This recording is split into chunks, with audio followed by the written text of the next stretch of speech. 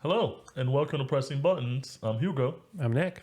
and another great week, another great episode coming at you of Pressing Buttons. We're glad to be here on a wonderful Saturday, man.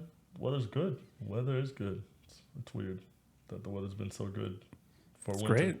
Winter in New York is usually hectic, and this year it's kind of like, I think it snowed, but nothing crazy, so I'm happy for that.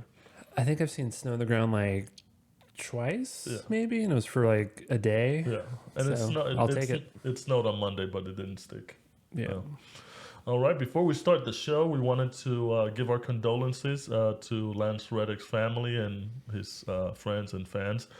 He did pass away, I believe it was yesterday, of natural causes. For those of you unfamiliar with his work, he played a very important role in The Wire, which is a great show. If you've never seen it, check it out.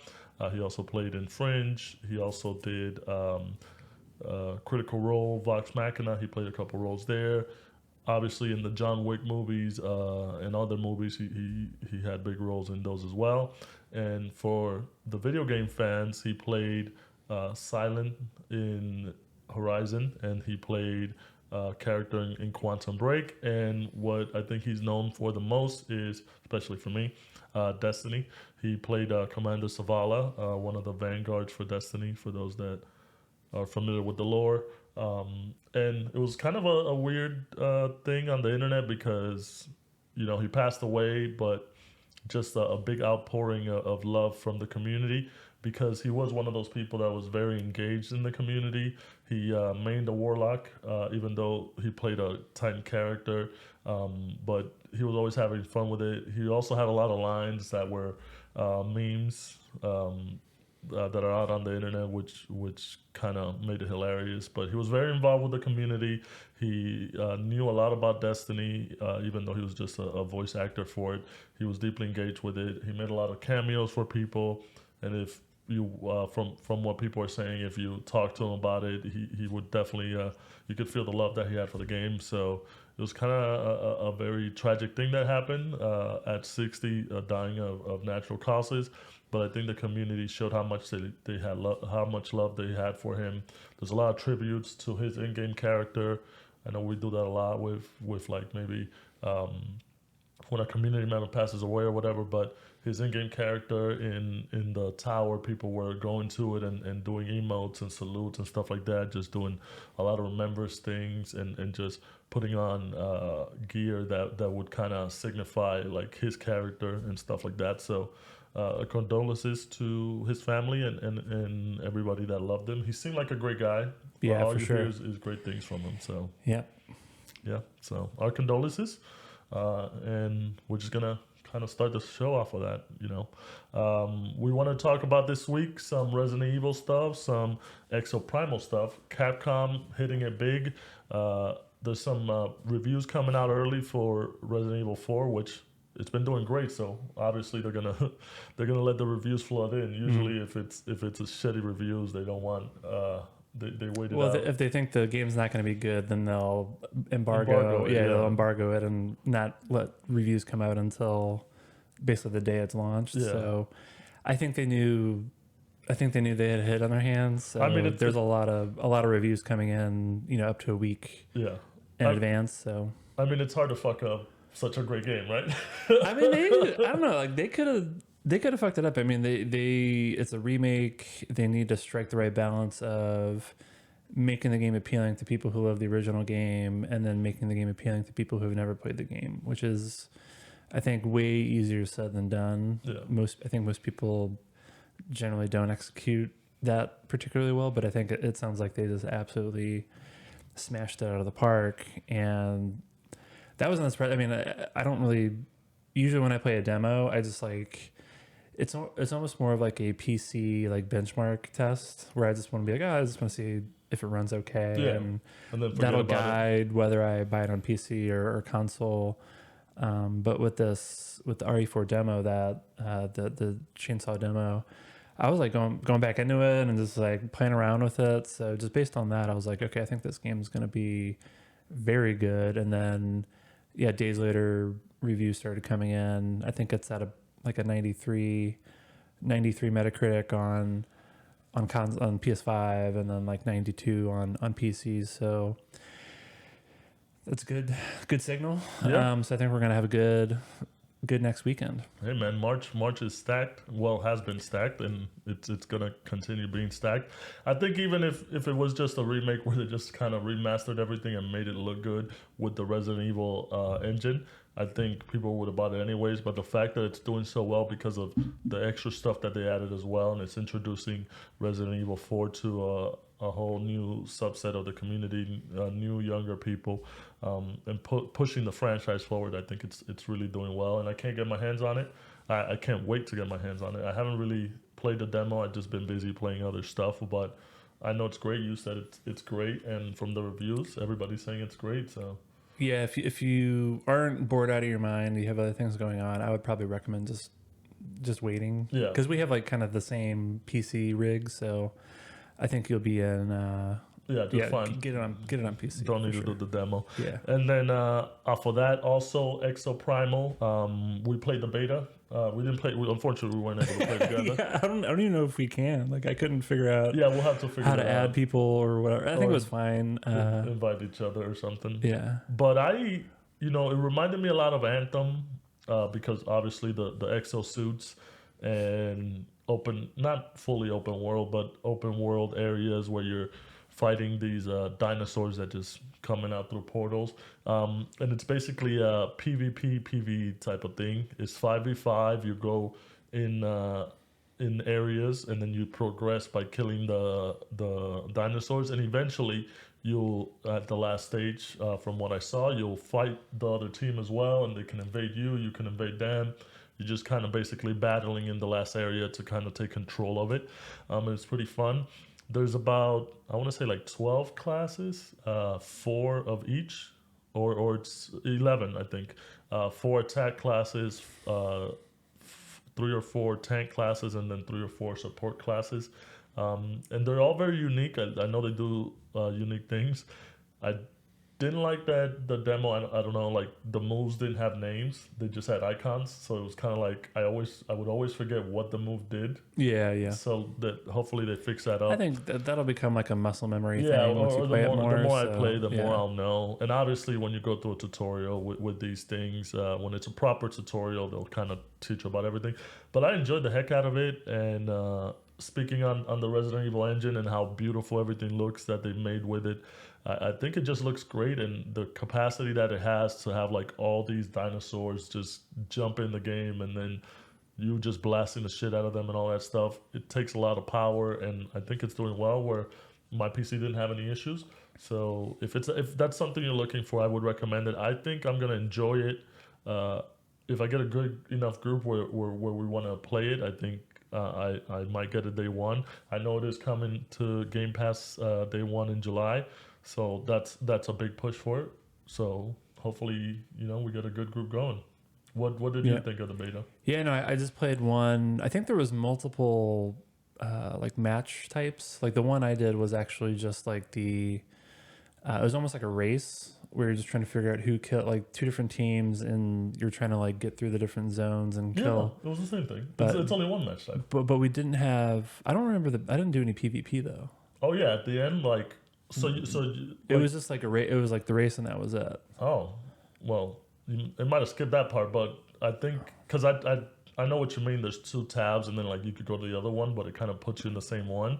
But it's basically the race, and then at the end it puts you in the big area, and you're fighting the dinosaurs. But then there's also the enemy team right there. So it's maybe weird. I just didn't even realize that we were fighting other people. I have no idea, but.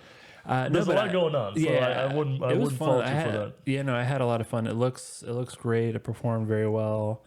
It's just a bunch of dumb fun, and so to me, like I'm definitely going to play it day one on Game Pass, and then it's really just a question of how long does it take for this to get repetitive? Because it doesn't seem like there was a lot of different enemy variety types. Like I think there was maybe four, maybe 5 like different enemy types. I mean, it's dinosaurs, man. It's dinosaurs. You're gonna see way more dinosaurs than that. I guess, but it's like how many different ways can they present, different challenges and things like that. So I'm a little bit maybe skeptical of how long Yeah, the they can kind longevity of it. of keep this fresh and drawing people back in. But yeah, no, I think it's great. It's definitely going to be a game that I think, particularly everyone with Game Pass, like we'll have access to it. You can pretty easily just drop in, and Oh yeah, even if you don't really know what you're doing, like I think you can have a good time and just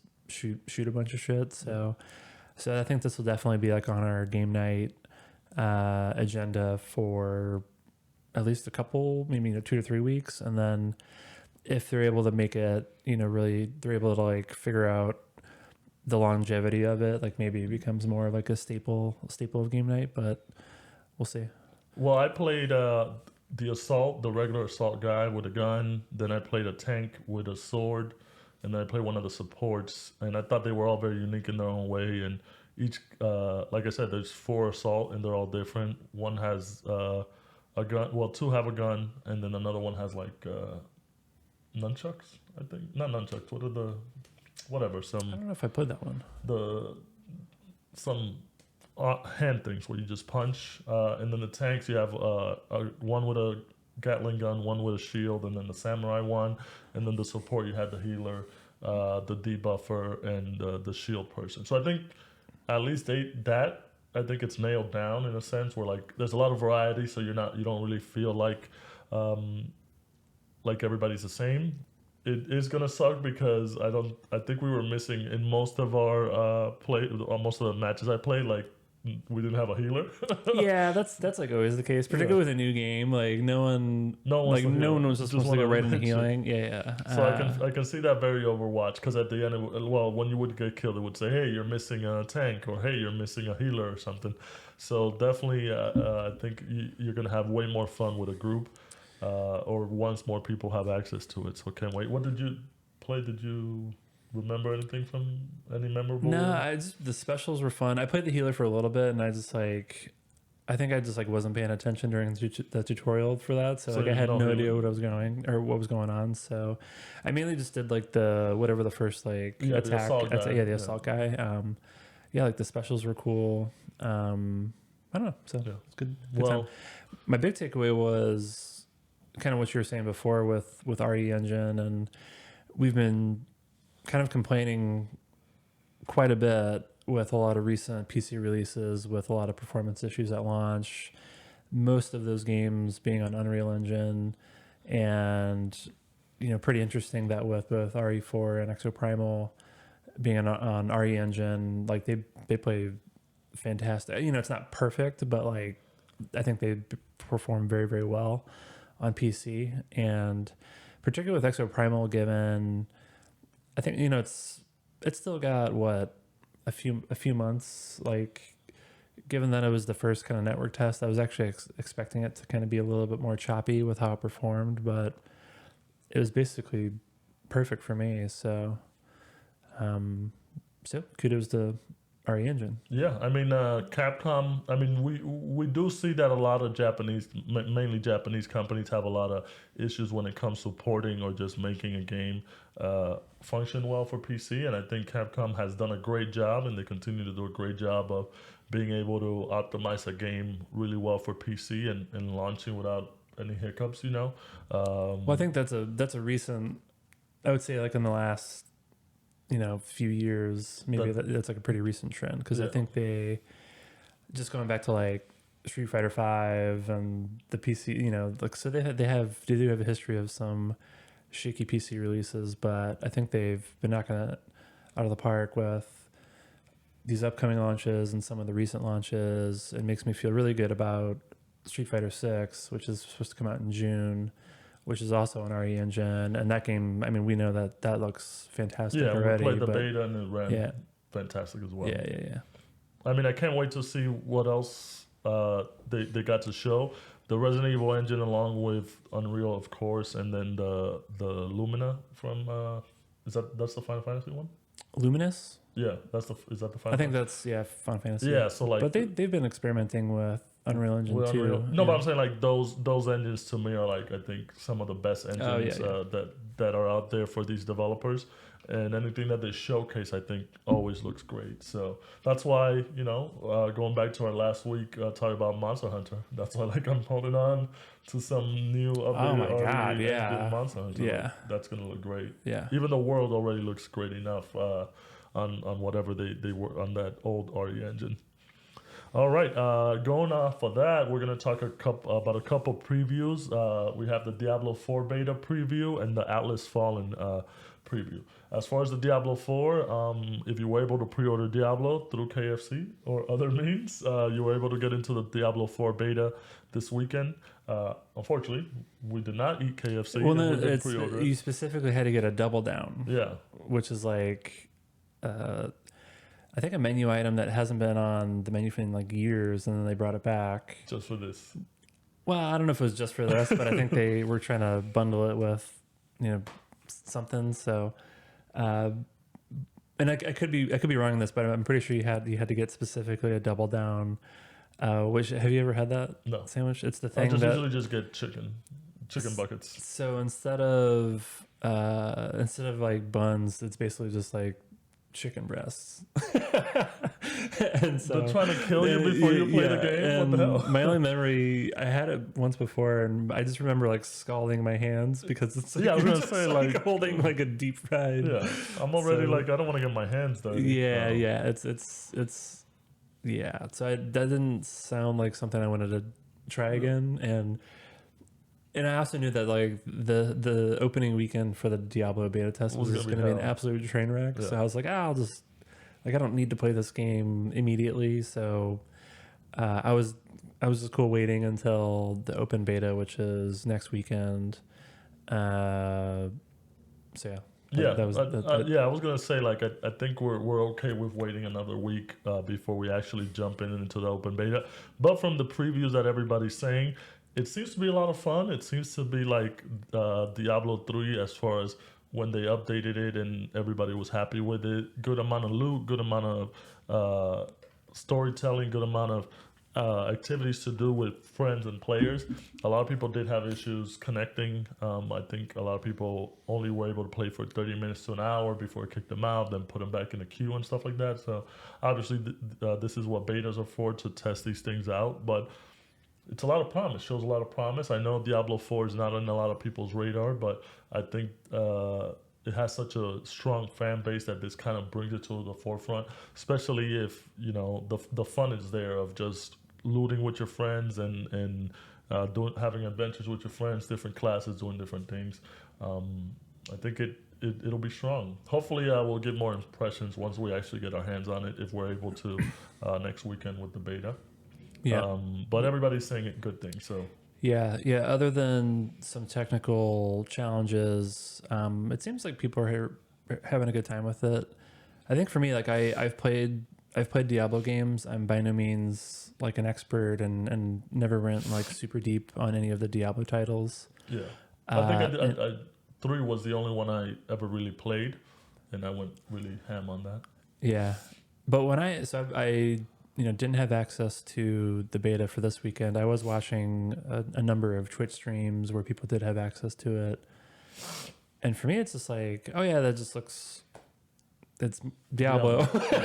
Like it's just exactly just more Diablo. It looks a better little graphics, nicer. Yeah, yeah. it looks a little nicer. So, not that that's a bad thing, but I definitely, at least for, and maybe for people who are like diehard fans, like they can see all of the improvements and why it's like, a next generation Diablo title. But at least for me, it just seemed like kind of more of the same with a fresh coat of paint. So, Yeah. but yeah, I think, optimistically, like that could be another fun. Are you planning on, like, you're definitely going to get it? Or are you Well, I mean that's more because it on the comes fence? out in June, so it's a stacked June, as Yeah. we know. Yeah. So, I mean, I know with Suicide Squad getting pushed back, that kind of opens it up. Slick back or push back? Slick back. Okay.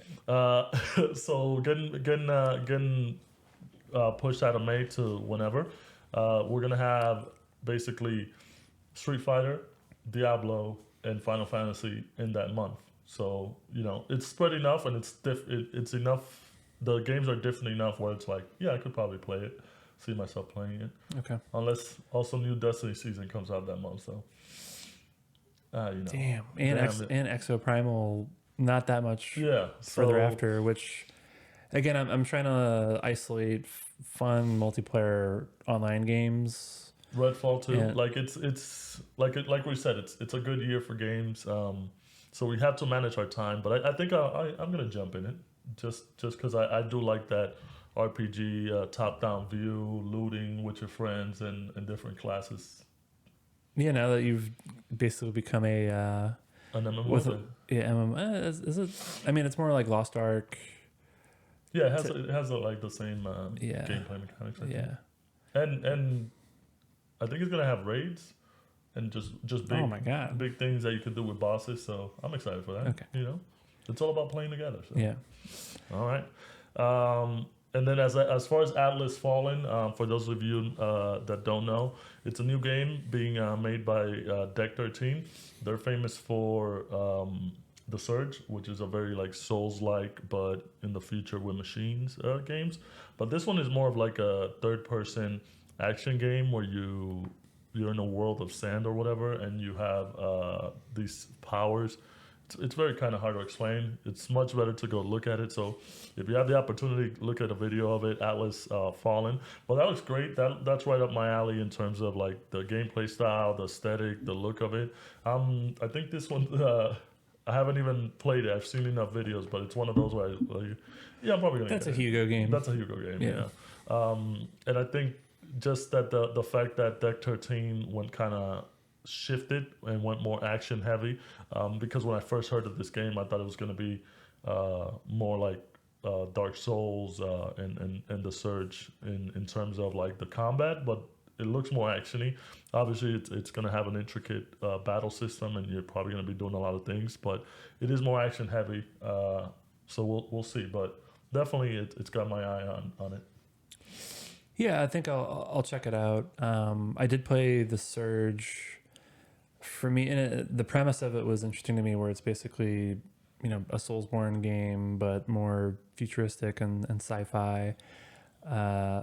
Ultimately, the combat was just too janky. Too, you know, it was kind of like the jank version of Soulsborne, which I just couldn't really get into. But based on what I've seen with the previews, I feel like it's a different combat system, but Yeah. it seems like way more polished and fluid. So yeah, it looks really nice. People are saying very positive things about it, so I think it's definitely on my radar. Do we know the release date for that? I believe it's June, maybe. I'll have to double check on that. Stack June. Oh so- my god! Why are they doing that? Because that poor title. It's the summer. You want to make sure everything They gotta kinda they coincides gotta, they when gotta it push comes in? they gotta push that out, dude. push back or slick back. They gotta slick that back. Oh, May 16, 2023. So that's not.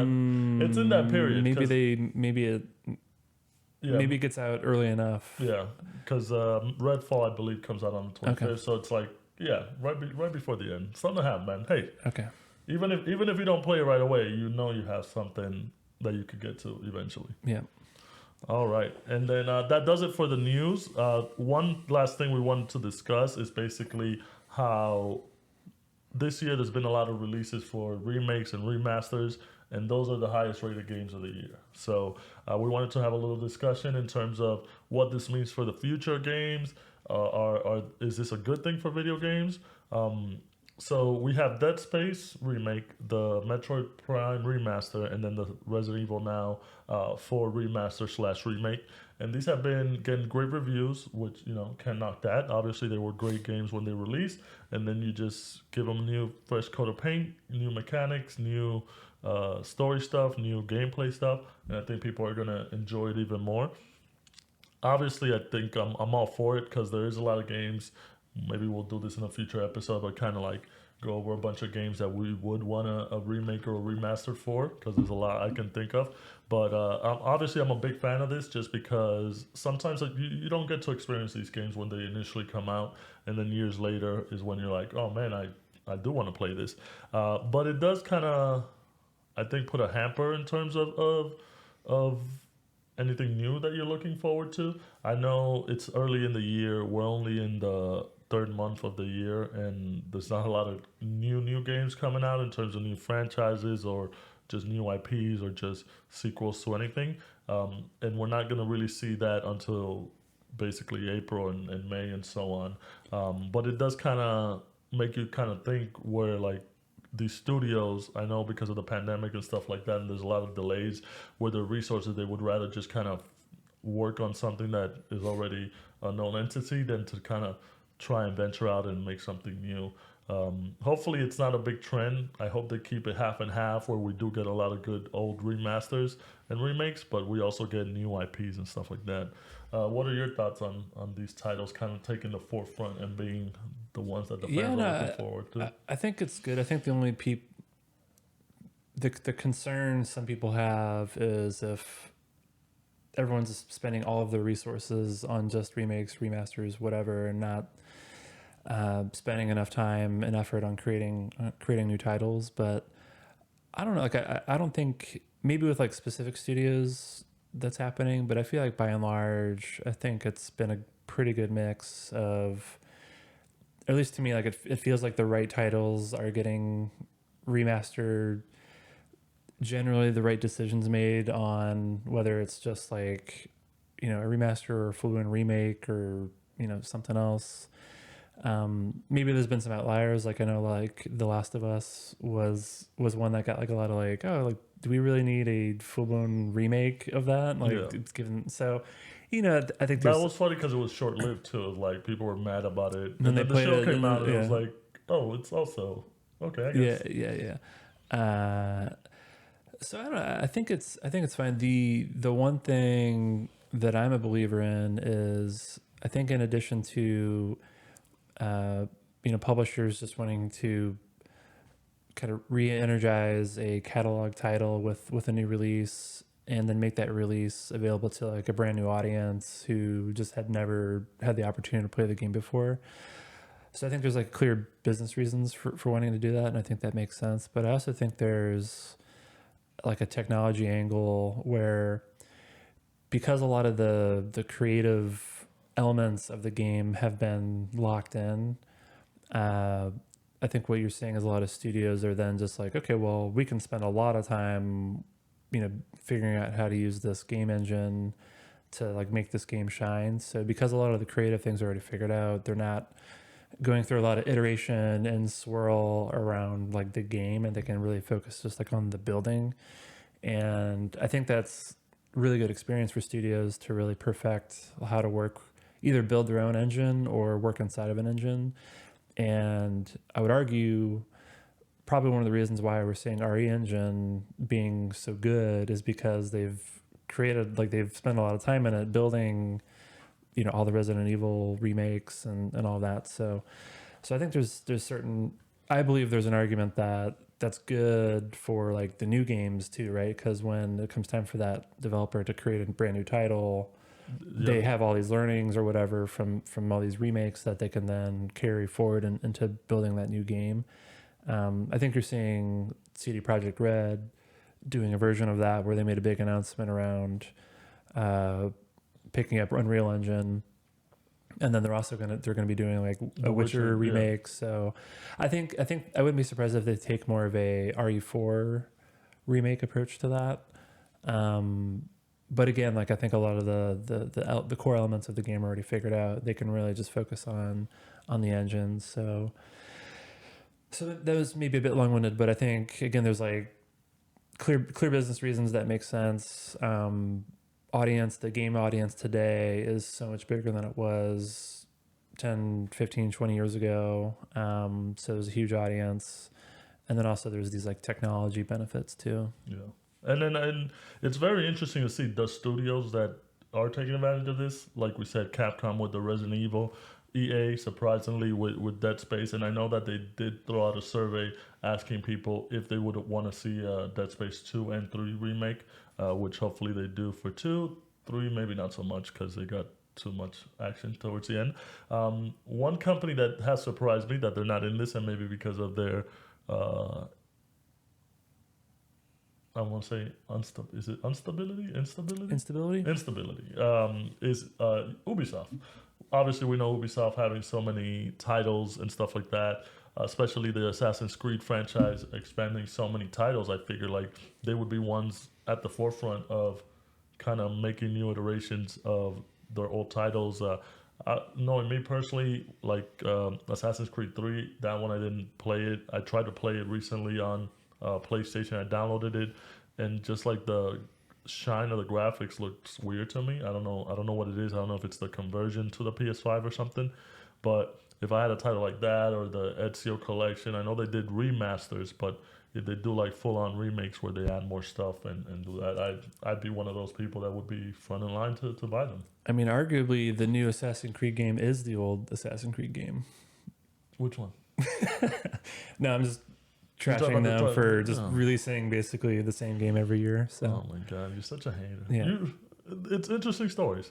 No, but yeah, we'll have to. One of these days we'll have to come up with a list of like titles, and it doesn't even have to be 10 years. Like we've always talked about Vagrant Story, one of the best RPGs ever created, and if they just threw like a brand new skin on that, that needs significant quality of life yeah improvements. But I think that could be a really interesting project. I just don't see them ever doing that. But Yeah. I would love to be proven wrong. or at least a new title on that. You could definitely see me being fried from Futurama.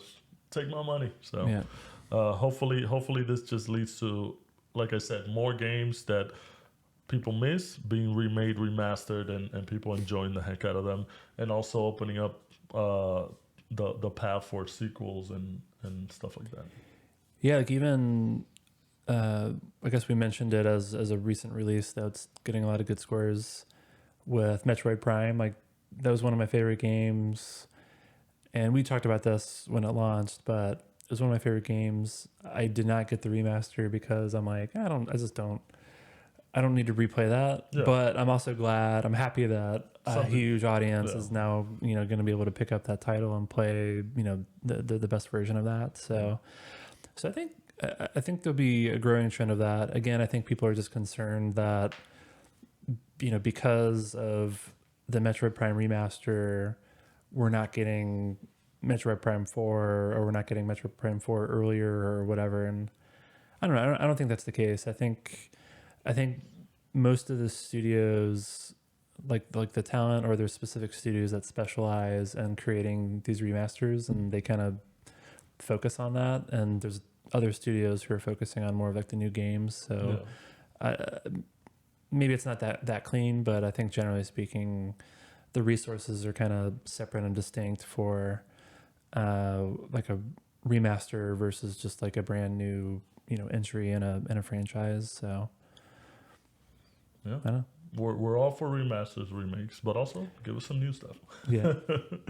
All right, so that does it for all the news and stuff that we wanted to discuss, and we're going to be moving on to some closing thoughts.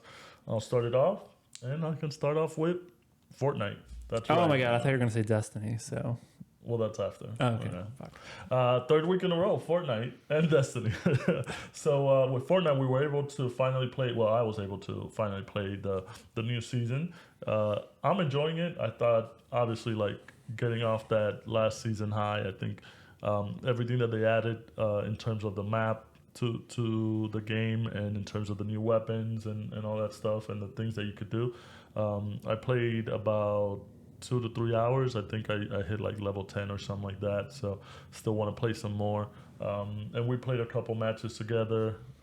Unfortunately, no dubs, but those will come. Did we got close? We got close. Yeah. But the one, I know you guys got a dub, but the one I played with you, okay. we didn't. But it's a fun game, man. The new skins are awesome. The new area of the map is amazing. The things you could do with the rail grinding. The sword, I'm still getting used to. I feel like I used it wrong. I do hate that people use it to escape when I'm fucking about to murder them. That sucks. And it just so happened that like 2 games where I got close to the end, like I was shooting at people that had swords. They got away with the sword, and then the ones that end up coming back and like killing me out of nowhere when I'm fighting somebody else. So that's why I'm pissed off You at gotta the have sword. a sword. Yeah. But enjoying the heck out of the game. They did release a Leon and Claire skin, so they're all in on Resident Evil as well. And then I'm waiting to get that Thunder skin, which I'm close. I need 2 more levels. I need 16 more levels. So Okay. yeah, it's like level 26 or something like Yeah. that. So, but yeah, enjoying the heck out of it. And then moving on from that, Destiny 2, still playing it some more. Just basically a lot of working on my builds and doing content. Especially now, I've hit the power level cap, and I'm able to do the harder content. Just working around that. I know they've released a couple patches that the community has had issues with, especially like there was an invisibility bug where the game would randomly turn you invisible and you couldn't see yourself or your guns. So it's kind of hitting the PvP community really hard. But just still working a lot on that. I think I'm almost ready to kind of put Destiny on the back burner in terms of like, yeah, now I want to play other stuff more often instead of just like grinding on Destiny, which is what I try to do. I try to like grind everything out right away so that I can dump it until the new season comes out, which I don't know if it's the best practice, but I want to play other shit, man. And then as far as TV, I've been watching this new show. It's called Shrinking. It's created by Bill Lawrence, Jason Segel, and Brett Goldstein. Brett Goldstein from Ted Lasso. Bill Lawrence obviously created Scrubs, Cougar Town, and Ted Lasso as well. And Jason Segel was in How I Met Your Mother and all that stuff. And Forgetting Sarah Marshall, one of my favorite movies. But basically stars Jason Segel and Harrison Ford. Jason Segel plays a therapist who lost his wife tragically. And then like he starts giving, I wouldn't say bad advice to his patients, but unethical. Because I mean, I've never been to a therapist. I just know therapists from TV.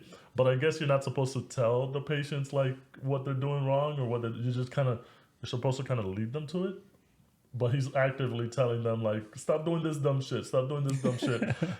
So it's unethical, but it's really funny. It's got that dramatic comedy that Bill Lawrence is known for, where like it has a lot of funny instances, but then the drama is also pretty good. And it's got a lot of good characters in there. I would recommend it. It's on Apple TV. Apple's been getting a lot of good bangers lately. So check that out if you haven't had the chance to. I think it's a good, enjoyable show. And I think it just got picked up for season 2. Also, it's good to see Harrison Ford, who I'm a big fan of, in like a TV show, because he doesn't do a lot of TV. And just him being grumpy. Like he's grumpy old, basically like how he is in interviews. He is in interviews, yeah. So okay, well, now I'm interested. Yeah, so it's good to see that. What about you? What you been up to? I think we covered all of the gaming. It's basically been Fortnite, which has been great. The Exoprimal demo. I think that's probably it. So it's been pretty heavy on Fortnite. From a TV perspective, so Ted Lasso season 3 started. So we watched the first episode of that. It was good. I don't know if there's like, it's like kind of short. Yeah, it's the first episode, so it's setting it up. Yeah, it's setting up the whole Nathan becoming the coach for the bigger team. Yeah. It's good. I think for us, we much preferred, because we were like very late to watching Ted Lasso, so we basically just crushed 2 seasons. Like we binged 2 seasons. Maybe it was like over 2 weekends. Like it was like, because the episodes are pretty quick. Yeah. So we much preferred the binging, and then now we gotta wait a week. Yeah, now it's like, oh fuck. So, but it was good. So, and I was getting a little bit weird, because we loved the first 2 seasons of Ted Lasso. We also loved the first 2 seasons of Mythic Quest. Not that it's like that comparable, but like we've been getting pretty burned out by the third season of Mythic Quest. So we're just kind of like, okay, is this just going to be like another situation where it's like Mythic Quest and it just kind of fizzles out? So but first episode I think was I think it'll be good. So yeah, it's weird because we're so used to binging. We got used to binging shows for such a long time, and then now these creators are going back to a weekly basis for shows. So it's kind of weird when you're getting used to that. I think Ted Lasso is better enjoyed binge, and especially now with the third season where you do have to wait every week. I also did the same thing as you, where like I didn't watch it right away, but I did watch it much more sooner than you. But I was able to binge the whole thing. So like with some shows, and this is just my kind of way I do it. With some shows, if I feel like it's going too slow, I will stop watching it, and then I'll just wait for everything to come out so I can binge it. Which like for the next topic, The Mandalorian. Like I haven't seen any of the new episodes because I feel like to me it's kind of a slower show, so I'm gonna wait till the season's over. How are you doing with that? Yeah, I'm caught up. In it, so there's been 3 episodes. First episode I thought was great. That's exactly kind of what I wanted. Second episode was like okay. A lot of people were dunking on it because it was like too dark. It was giving people PTSD of the infamous like Game of Thrones Like episode where no the it's the big war. It's like, I think it's the last season or second to last season. Yeah, it's the big Battle war. of the Bastards. No. It's like towards the end. It's like everything was so dark outside, and you like couldn't see what was going on. The night battle. The night battle one. Yeah, there's so many battles in Game of Thrones. I'm like this one. Well, I said dark, like maybe you meant like thematically dark. Like no, it's like no, it's just dark outside. Like I can't see shit out here. Yeah. So I think people were criticizing that episode for that, but it was just like okay. And then the third episode, I thought this was hilarious, where what did I say exactly? I basically like hated it, and then I think this is when we're playing. This is where we're playing Fortnite, and I think you made a comment about like, oh yeah, I read some preview or review or something about that episode specifically where they kind of like suggested Andor, that they were trying to make it kind of be like an Andor type episode inside of the Mandalorian, and I'm like, that's exactly right, and it explains why I hated it. Because you haven't even seen Andor, can't judge that. Man. I know. But the third episode's definitely, it's I guess like an episode of Andor with like a Mandalorian wrapper where it starts and ends with some Mando stuff, but everything in between is. Oh, I was gonna say like a rapper. Like a no, like bookends. Yeah. Say that. Not like ludicrous. Yeah, I was gonna say like, oh shit, there's rapping. No. So yeah, I'm feeling a little mixed on this season. On this season, and that was after giving like a big pass to the Book of Boba Fett, which I thought it was odd, but I was still kind of like okay with it. But basically, Book of Boba Fett. I don't think this is like really spoiling anything, but the Book of Boba Fett is a Boba Fett show, and then it basically becomes Mandalorian, and I'm like, okay, like that's a little odd, and I was okay with it because I watched it. But I think for someone who like didn't watch Book of Boba Fett, they're probably just like, how does all this shit happen? Like, how's Grogu back? What is going on here? So I don't know, man. It's getting a little. Do you think a little shaky? Do you think a lot of it has to do with like Mandalore and the Mandalorians were always such like a mystery in the whole? I mean, people knew of them in Star Wars, but like they had never been explored to such an extent. Where like now, especially this season, them going to Mandalore and stuff like that. Or that's the premise of it, I guess. Do you think that now that it's not so mysterious, that kind of affects it?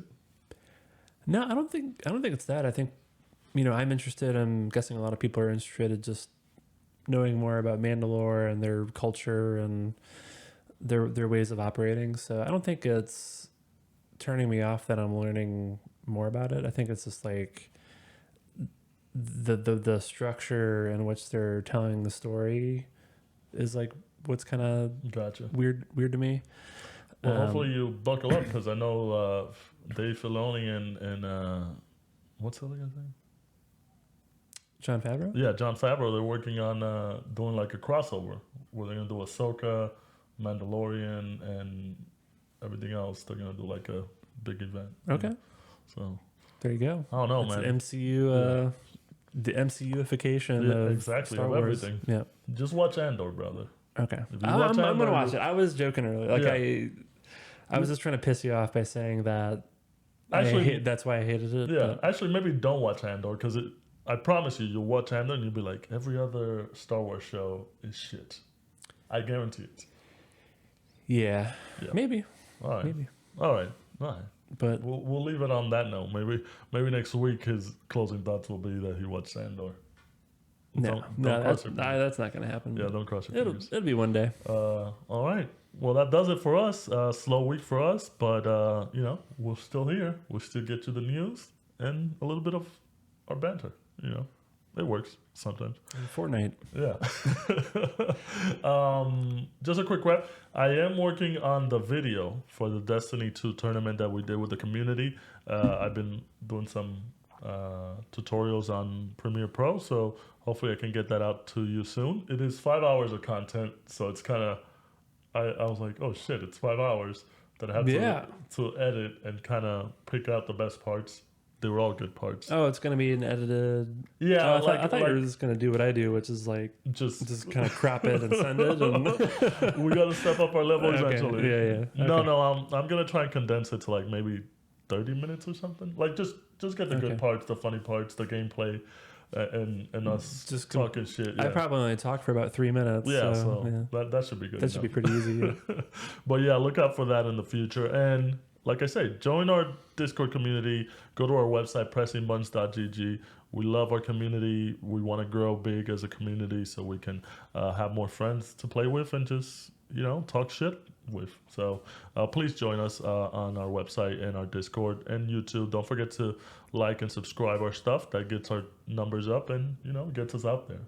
So that way we can get back to you. We out there. Yeah. All right. That does it for us. I'm Hugo. Bye. I'm Nick. Later.